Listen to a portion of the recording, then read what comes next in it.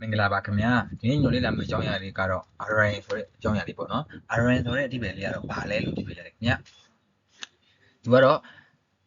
RN ဆိုတဲ့စကားလုံးလေးတဲ့စကားလုံးရတယ်မိခွန်းနယ်သားဖြစ်တယ်ပေါ့နော်သူကမိခွန်းမျိုးစားလေးပေါ့ RN ဆိုတဲ့ဘာလဲဆိုတော့နော်ဘာလဲဆိုတော့မိခွန်းပေါ့နော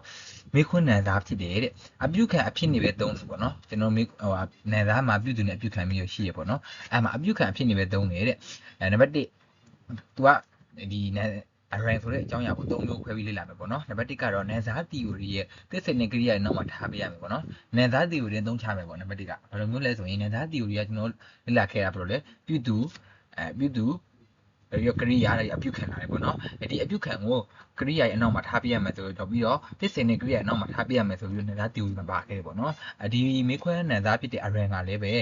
ဲသူကအပြုခံနေဖြစ်သုံးတာဖြစ်တဲ့အတွက်သစ္စာနဲ့ကိရိယာနောက်မှာပဲထားပေးရပြီပေါ့နော်။ဒါဆိုရင်ဥပမာလေးကြည့်ကြည့်မြတ်ဘာသွားရှာလဲဆိုဘယ်လိုပြောမလဲပေါ့နော်ဒီမှာ तू ကအပြုခံအနေနဲ့ဖြစ်တာဖြစ်တဲ့အတွက်ကိရိယာစကားလုံးနောက်မှာဖြစ်မှာပေါ့နော်သွားရှာတယ်သစ္စာနဲ့ကိရိယာနောက်မှာပေါ့နော်ဒီဘာလဲဆိုတာပေါ့ရှင်းခံရတယ်သွားရှင်းခံရတာရှာရှင်းခံရတယ်တော့ဒါဆိုရှာရှင်းခံဖြစ်တဲ့ရှာတိုင်းနောက်မှာထည့်မယ်ပေါ့နော်ဒါဆိုရင်ဘယ်လိုပြောမလဲတော့ပိုင်ဟာအရင်ခပ်ဘာသွားရှာလဲပေါ့နော်ဘာရှင်းခံရှာရှင်းခံဖြစ်တဲ့အတွက်နော်အဲကြောင့်ဟာရဲ့နောက်မှာထည့်ရပေါ့နော်ပိုင်ဟာအရင်ခပ်ဘာသွားရှာလဲပေါ့နော်နောက်တစ်ခုဘာသွားရှာလာလဲဆိုဘယ်လိုပြောမလဲပေါ့နော်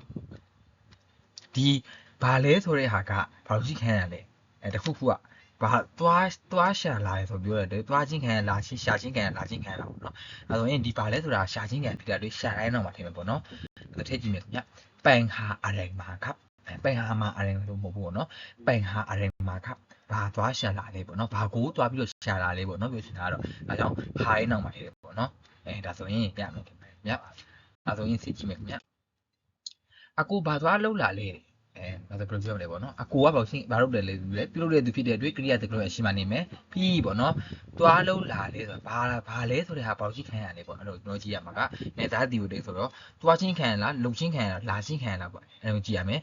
ဘာလဲဆိုတာဘာလို့ချင်းခံလှုပ်ချင်းခံအကူရဲ့လှုပ်ချင်းခံဖြစ်တဲ့အတွက်လှုပ်တိုင်းတော့မှထိမယ်ပေါ့နော်ဒါဆိုကြည့်မယ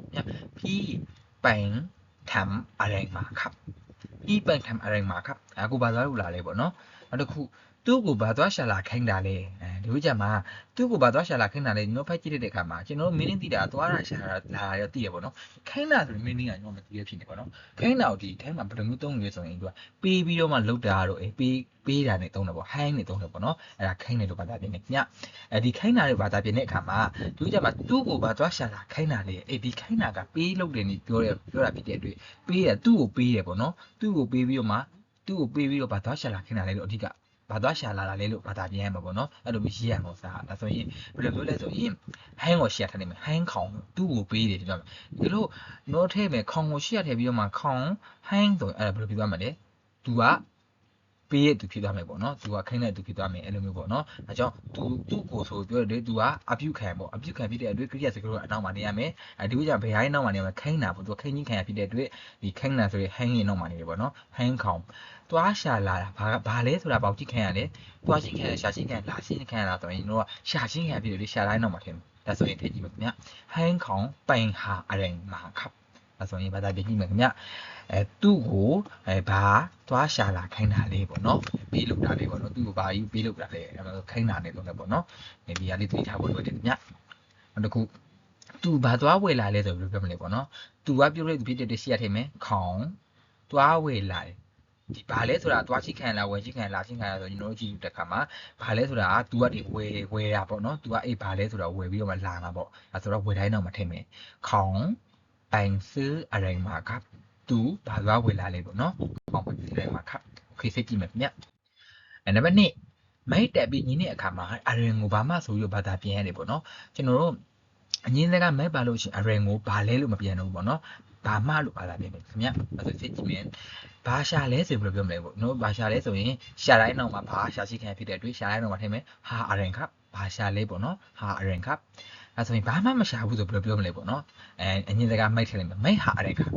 ဒါမှအရင်ကိုဘာလဲလို့ဘာသာမြင်တော့ဘာလဲမရှာဘူးတော့ဘူးနော်ဘာမှမရှာဘူးပြောပဲပေါ့နော်မိုက်ဟာအရင်ခပ်ဘာမှမရှာဘူးပေါ့နော်ကိုကဘာမှမရှာဘူးဆိုရင်ဘယ်လိုပြောမလဲဆိုရင်ညီတကမိတ်ထည့်နေမယ်မိတ်ဟာအရင်ခဘာမှမရှာဘူးเนาะတကယ်လို့မိတ်ဟာအရင်ခလို့ပြောလာလို့ရှိရင်ကိုကဘယ်လိုသိရမလဲဆိုရင်အရင်ကဘာလဲလို့ဘာသာမပြန်မနေဘာမှလို့ဘာသာပြန်ပေါ့เนาะမိတ်ဟာအရင်ခဆိုရင်ပြောလာလို့ရှိရင်ဘာမှမရှာဘူးလို့ကိုကသိထားမယ်ပေါ့เนาะ โอเคစစ်ကြည့်မယ်ခင်ဗျဘာမေးလဲဆိုရင်မေးတာถามอะไรครับဘာမေးလဲပေါ့နော်ဘာမှမမေးဘူးဆိုရင်ไม่ถามอะไรครับไม่ถามอะไรครับဘာမှမမေးဘူးပေါ့နော်โอเคဆိုရင်ရမယ်ခင်ဗျနောက်တစ်ခုစစ်ကြည့်မယ်ဗျနောက်တစ်ခုကတော့ array ကိုတဲ့တစ်ခုခုဆိုပြီးတော့လည်းဘာသာပြင်နေပေါ့နော်တခြားမိခွန်းနေနေတွဲသုံးနေနေပေါ့နော်ဒါဆိုရင် array ကိုတစ်ခုခုဆိုပြီးတော့ဘာသာပြင်နေပေါ့နော်မိခွန်းနေနေတွဲသုံးရတဲ့အခါမှာโอเคစစ်ကြည့်မယ်ခင်ဗျတစ်ခုခုယူမလားဆိုပြီးတော့ရေးမလဲပေါ့နော်တခုခုယူမလားဆိုရင်ယူတာအောင်တခုခုဆိုတာဗာလေ array ပေါ့နော်ကရိယာတခုတော့နောက်မှာနေရာမှာဘာလို့လဲဆိုတော့ तू ကအပြုခံတဲ့သားနေသုံးလို့ဖြစ်တဲ့အတွက်အောင် array မလားက main ครับအောင် array main ครับတခုခုယူမလားအောင် array main ကိုဒီမှာမေးခွန်းက array နဲ့မေးခွန်းမဲ့ main နဲ့မေးခွန်းနဲ့မျိုးပါတယ်ဘယ်လိုဘာသာပြန်တော့မှလဲဆိုရင်မေးခွန်းနဲ့မျိုးပါတဲ့အခါမှာ array ကိုတခုခုလို့ဘာသာပြန်ပေါ့နော်အောင် array main ครับတခုခုယူမလားဆိုရင်မေးချင်တော့ချင်းအောင် array main ครับဘာမှမယူဘူးဆိုရင်ကျွန်တော်ဘာမှတော့ဘာသာပြင်တဲ့အခါမှာဒီလိုဘယ်လိုရေးမလဲဆိုအငင်းစကားမိုက်နေပြီခါဘာမှတော့ဘာသာပြင်တယ်ပေါ့နော်မိုက်အောင်အရင်ခါဘာမှမယူဘူးပေါ့နော်တကယ်လို့မိုက်နေပြီလားလို့ကျွန်တော်လေ့လာခဲ့တယ်မက်ခပ်ရပြီပေါ့နော်ဘာယူမလဲတခုခုယူမလားဆိုရင်မက်ခပ်ငင်းတော့ရတယ်ခင်ဗျနောက်တစ်ခုရှိလို့လားဆိုရင်ဒီဥစ္စာမှာရှိတာမီပေါ့နော်တခုခုက array မီရင်တော့မီ array လို့လားမလို့လားပါလေ root ပလောင်မီ array root ပလောင်ခပ်မီ array root ပလောင်ခပ်တခုခုရှိလို့လားပေါ့နော်တခုခုရှိလို့လားဆိုရင်ဘာမှမရှိတဲ့ဘူးလေမိုင်းမီအရင်ကညီတကမိတ်ထဲလေခါမှာဘာမှတော့ဘာသာတယ်ပေါ့နော်မဲမီအရင်ကဘာမှမရှိဘူးပေါ့နော်တကယ်လို့ root ပလောင်နေမိလိုက်ရင်ဘယ်လိုဖြစ်မလဲပလောင်ခပ်ဆိုညီနေရတယ်ခင်ဗျပလောင်ခပ်โอเคဒီနေ့လက်ခဲ့အကြောင်းအရာလေးကတော့ array ဆိုတဲ့မိခွဲနဲ့သားဖြစ်တယ်ပေါ့နော် array ဆိုတဲ့မိခွဲနဲ့သားကိုသုံးမျိုးခွဲလေးလာခဲ့တယ်နံပါတ်1ကတော့ array ကိုနဲ့သားတီတွေသုံးချတယ်ပေါ့နော်သိစင်နေကရိယာနောက်မှာထားပေးရမယ်ဆိုပြီးတော့မှကျွန်တော် array ကိုသိစင်နေကရိယာနောက်မှာထားပေးတယ်နံပါတ်2အနေနဲ့က array ကိုဘာမှဆိုပြီးတော့ဘာသာပြင်တယ်ဘယ်ရှိမှဘာသာပြင်လဲဆိုရင်အငင်းစကား main နေတွေ့လာတဲ့အခါမှာ array ကိုဘာမှဆိုပြီးတော့ဘာသာပြင်တယ်ပေါ့နော်โอเคနောက်တစ်ခုနံပါတ်3အနေနဲ့ array ကိုတစ်ခုခုဆိုပြီးဘာသာပြင်တယ်ပေါ့နော်ဘယ်အချိန်မှာလဲဆိုရင်တခြားမိခွန်းတွေတွဲပြီးတော့မှသုံးလာတဲ့အခါမှာ array ကိုတစ်ခုခုဆိုပြီးတော့လည်းဘာသာပြင်တယ်ပေါ့နော်ဒါဆိုရင်ဒီနေ့ကဒီတော့ပါပဲခင်ဗျနောက်နေ့မှလေ့ကြည့်ခိုင်းလို့လုပ်ကြည့်မယ်ခင်ဗျကျေးဇူးအများကြီးတင်ပါတယ်ဒီနေ့ကဒီတော့ပါပဲခင်ဗျ